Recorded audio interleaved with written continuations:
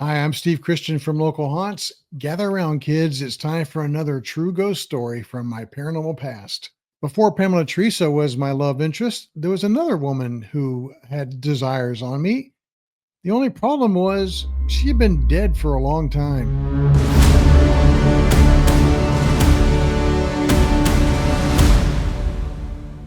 I have a lot of ghost stories in my life to tell. This one is the most intimate of all of them. And I don't normally share this story, but I'm going to share it with you. So don't tell anybody else, okay?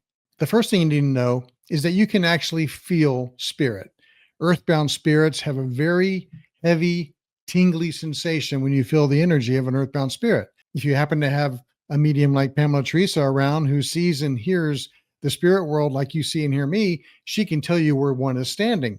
And when you put your hand in there, sure enough, you feel the tingle and sensation of the energy of the spirit.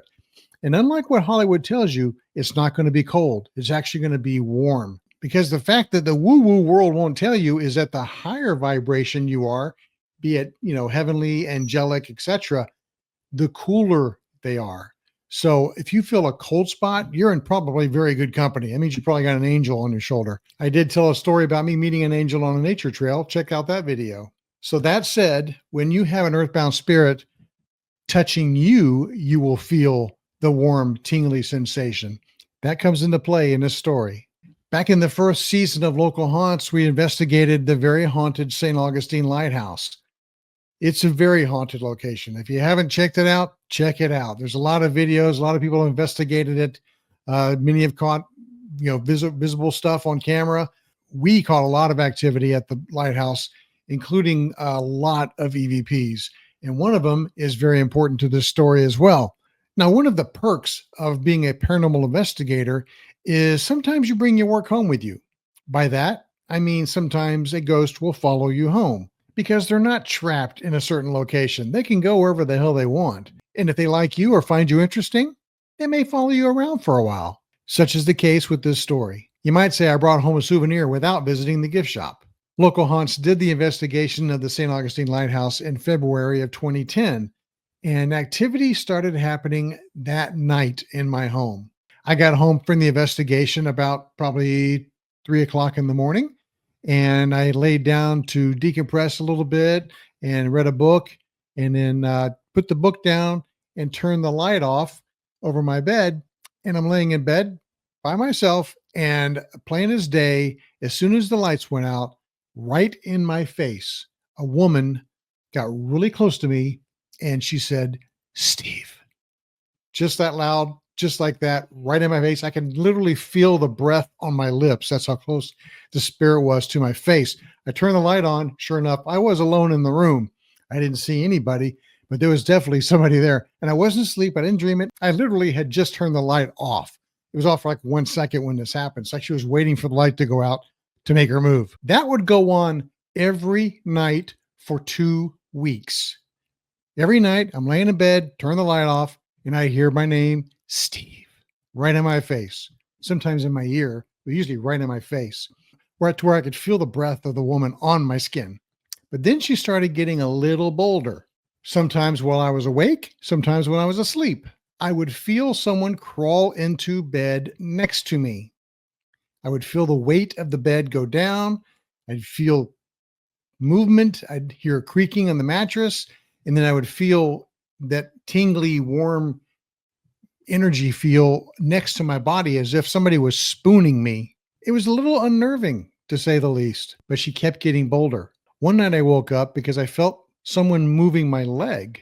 I woke up, looked down, and my left leg was being slid to the side. I wasn't doing it, but somebody was sliding my leg to the side. And then my right leg lifted up and was moved over to the side and laid down. And I'm sitting there watching this whole thing going, what the hell is happening? I'm not doing that. And then it stopped. But at the same time, I felt that tingle sensation on my legs where contact would have been made. But she wasn't done. She was going to get bolder. After 2 weeks of daily calling my name right to my face and crawling into bed with me and just basically letting me know that she was around, she woke me up one morning in a very propositioning kind of way. I woke up feeling somebody was straddling me. I was laying on my back and somebody was laying across my pelvic region, and I could feel weight on me, and I could feel that tingle sensation was very strong around my pelvic area. And I woke up and I actually sat up and it stayed there. It didn't go away right away. And eventually I felt the pressure get up and off of me. She was trying to have her way with me. That's not something you normally would share with other people because they're going to think you're crazy. You might think I'm crazy, but I swear to God, this happened. Then after 2 weeks of her letting me know that she was around in every way, shape, and form, I was at the mall here in town called the Avenues with a friend, and it was broad daylight. It was a Tuesday afternoon. The mall was dead, no pun intended. There was nobody in there, and we decided to go into the Disney store because I like Disney stuff. So I went into the Disney store in the Avenues Mall, and the way the store was situated, it was a very long, deep store. It wasn't very wide, but it went back a long way. And we went in. There was one person working there. There was a guy up by the front of the store. As we walked in, he says, "If you need anything, let me know. I'll be right here." So we walk around the store. We're in the very back of the store, about probably 40 feet away from the guy, and there was nobody else in the store. And all of a sudden, I heard that same voice that I've been very familiar with at this point call my name, but it wasn't a whisper this time. It was almost like a shout. I heard a female say, "Steve," just like that. And the guy I was with, he looked at me. He's like, "What was that?" And I said, "You heard that too, right?" He goes, "Yeah." And I said, "Okay, well, I've been hearing that for weeks." I didn't tell him what had been going on, but I said, "Yeah, that's been happening." And as it would have it, I guess that was her way of saying goodbye because she was gone after that. I guess she went back to the lighthouse to which she came after that. That was her way of saying goodbye. I guess she figured it wasn't going to work out between us. So she decided to go back to the St. Augustine Lighthouse, I guess, or moved on somewhere else. Or maybe she found somebody else in the mall and decided to go home with them. Who knows? That's how it works. Beware of hitchhiking ghosts. Then a couple of years later, I meet Pamela Theresa, Medium in the Raw, my soulmate and business partner, who is a true spiritual medium. And I started to tell her about the story, and she already knew because her people told her about what happened.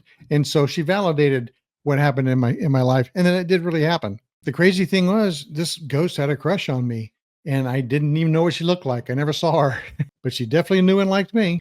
In fact, I didn't start production on the footage that we shot at the St. Augustine Lighthouse until after she had disappeared.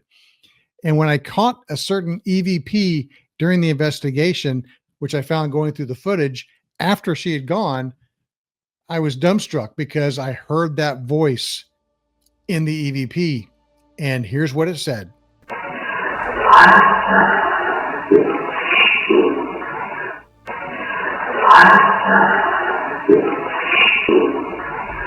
She wasn't kidding. If you like this story and others like it, be sure to like and subscribe to my Haunted Medium Life. And be sure to schedule a session with Pamela Theresa, Medium in the Raw. She is a true spiritual medium. Her day job is connecting people to their loved ones on the other side, their heavenly loved ones. You can find her contact information in the description of this video. Thanks for watching, and be sure to tune in for more My Haunted Medium Life.